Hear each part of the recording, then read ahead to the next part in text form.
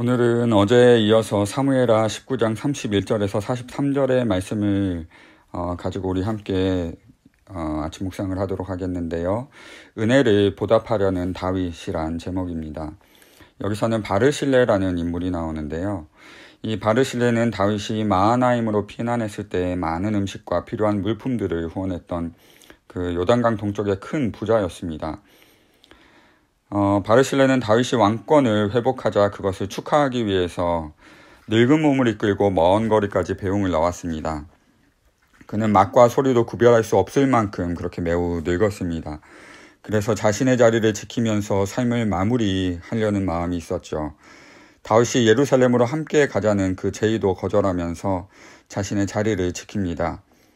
바르실레는 나이에 걸맞는 고귀한 인품을 지닌 사람이었던 것 같습니다. 다윗은 바르실레가 베푼 호의에 보답하기 위해서 그의 아들 기맘을 예루살렘으로 데려갑니다. 여기에서는 바르실레와 기맘의 관계가 분명치 않은데 열왕기상 2장 7절에 나타난 다윗의 유언을 보면 이 두 사람의 관계가 부자 관계임을 추론할 수 있습니다. 그리고 베들레헴 가까운 곳에 게룻기맘이라는 성읍이 있는데 이 게룻기맘의 의미가 기맘에게 베푼 친절이라는 의미를 담고 있습니다. 그것으로 보아서 이후에 다윗이 기맘에게 땅을 선사한 것으로 보입니다.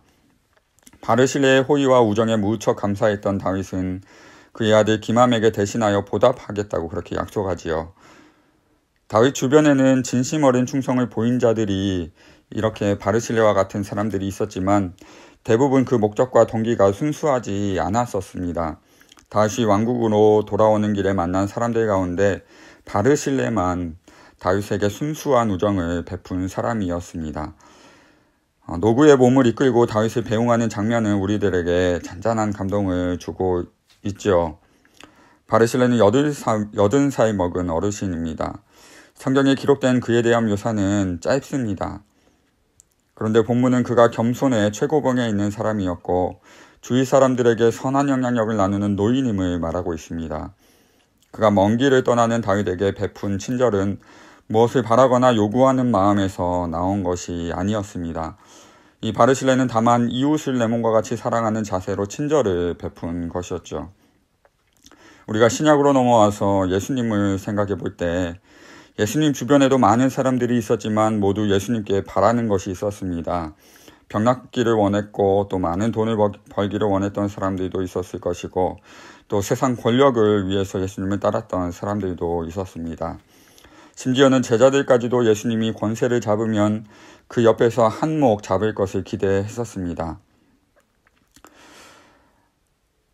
이 모습을 통해서 볼 때 지금 우리의 모습이 어떠한지를 살펴보기를 원합니다. 여러분은 왜 예수님을 따르시나요? 대가를 바라지 않고 순수하게 이웃을 도울 수 있는 사람들이 과연 몇 명이나 될까요? 아니, 나는 그런 사람인가요? 만일 무엇인가 이익을 얻기 위해서 예수님을 따르고 있다면 우리도 다윗 주변의 많은 무리 중 한 명과 다를 바 없습니다. 남을 도우면서도 대가나 보상을 찾는다면 그 마음이 순수성과는 거리가 멀게 된 것이죠. 코로나 상황을 겪어나가는 지금의 상황 속에서 이 순수한 도움은 우리 주변에서 더욱 요구되는 것 같습니다. 바르실레의 모습을 통해서 우리가 기억하고 행해야 할 것은 하나님은 순수한 마음으로 예수님을 따르는 많은 사람들이 아니라 그런 소수의 사람들을 찾고 계신다는 사실이죠. 함께 큐티를 나누는 우리 모두가 죽게 하듯이 세상을 섬긴다면 우리로부터 놀라운 변화들이 일어날 거라 그렇게 기대하고 믿습니다.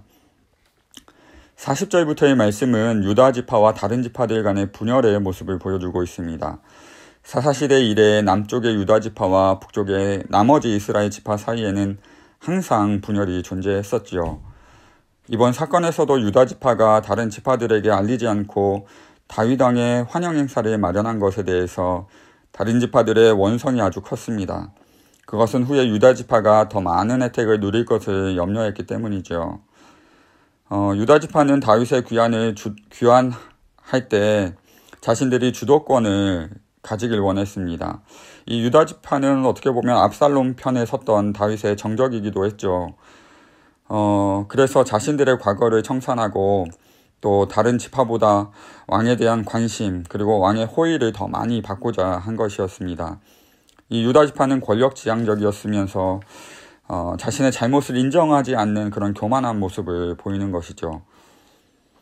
이렇게 역사적으로 계속된 분열은 나중에는 최악의 결과를 가져오는데 바로 솔로몬 이후에 북이스라엘과 남유다로 국가 자체가 나뉘어져 버린 것입니다. 이렇게 볼 때 분열이라는 이 분열은 교만과 시기 그리고 욕심이 만들어낸 결과물입니다. 분열된 곳에는 온갖 종류의 죄악이 가득하지요. 우리 한국교회의 역사들도 보면은 분열의 역사였고 우리의 지금의 시기 이 사회를 볼 때에도 사회적인 갈등, 분열은 계속되고 있는 것 같습니다. 그래서 우리는 이런 분열의 현실을 놓고 눈물로 기도해야 합니다. 우리의 겸손한 마음이 분열 가운데 우리의 공동체를 살릴 수 있을 겁니다. 우리 안에 바르실레와 같은 그런 마음으로 또 충성된 마음으로 서로 겸손한 마음으로 서로를 섬기는 그런 아름다운 공동체가 되길 원하고 또 서로를 섬기는 그 모습을 통해서 우리의 나뉘어졌던 마음들이 점점 하나가 되어지는 그런 공동체가 되기를 원합니다. 여러분들이 삶의 자리에서 또 제가 삶의 자리에서 바르실레와 같은 삶을 살면서 세상을 더욱더 하나되게 화평하게 하는 우리 모두가 되기를 그렇게 축복합니다. 예, 감사합니다.